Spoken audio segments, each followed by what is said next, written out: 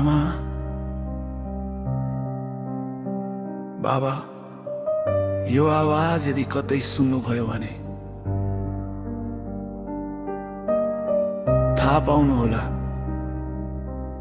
म अझै तपाईहरुकै छोरा हो। आमा तपाईको च्यातिएको सारी मैले यो जुनीमा फेर्न सकिन। तपाईले हाँस्दै लुकाएको दुःख मैले बुझेर पनि हेटाउन सकिन। बाबा घामले फाटेको तपाईको पुरानो टोपी अर्को महिना किनिदिन्छु भने तर त्यो महिना कहिले आएन। झुपडीको त्यो मुहार महल बनाउन सकिन। यो जुनीमा तपाईहरुलाई सुख दिन मैले सक्दै सकिन।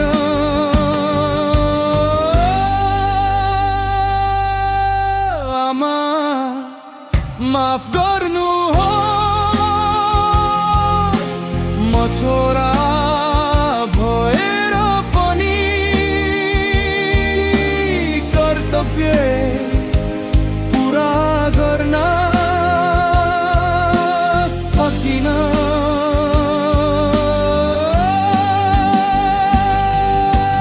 बाबा माफ गर्नुहोस् तपाईको भरोसा काँधमा उठाएर घर फर्किन सकिन। आमा तपाईले आफ्नै भो मसँग साट्नु भयो। बाबा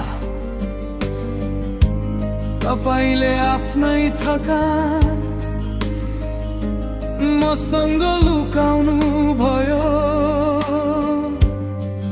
तर मैले न ऋण तिरिदिए न घरको सपना पुरा गरे।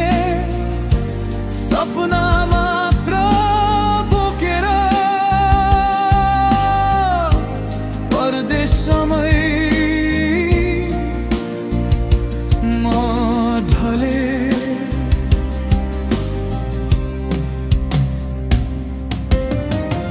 म जान्दछु आमा मेरो मृत्युको खबर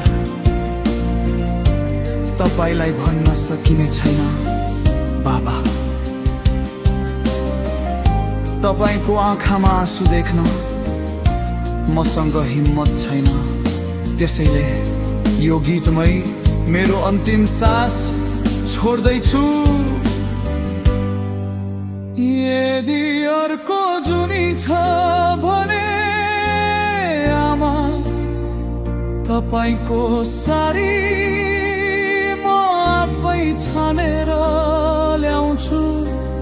बाबा तपाईको फाटेको टोपी मेरो हातले फेर्दिन्छु।